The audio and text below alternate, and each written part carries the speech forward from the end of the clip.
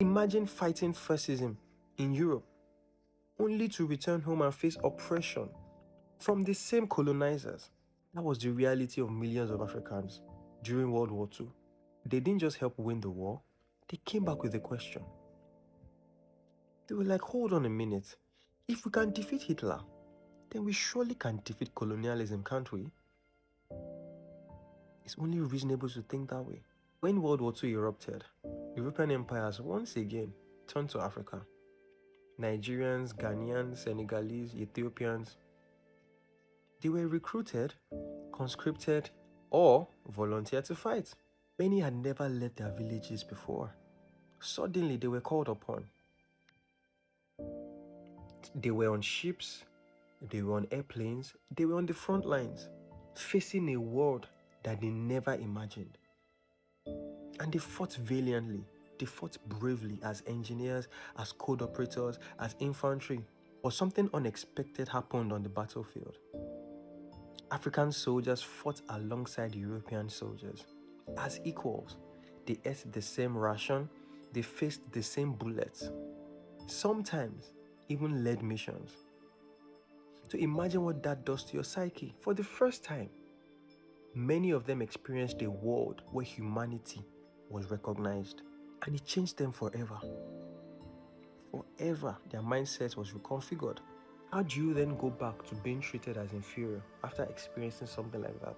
After risking your life to save an empire?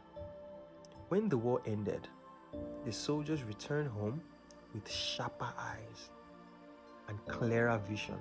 They had seen democracy, they had heard freedom speeches, they had seen Europeans fight to defend their own nations.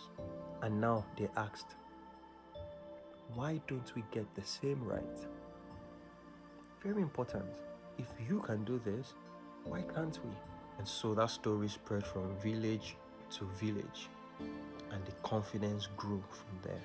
That confidence became contagious, and soon resistance movements began to rise from Ghana to Nigeria to Senegal,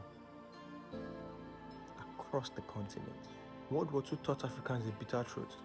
I mean, if the first war did not teach them anything, the second one definitely did. It taught them that they were not powerless.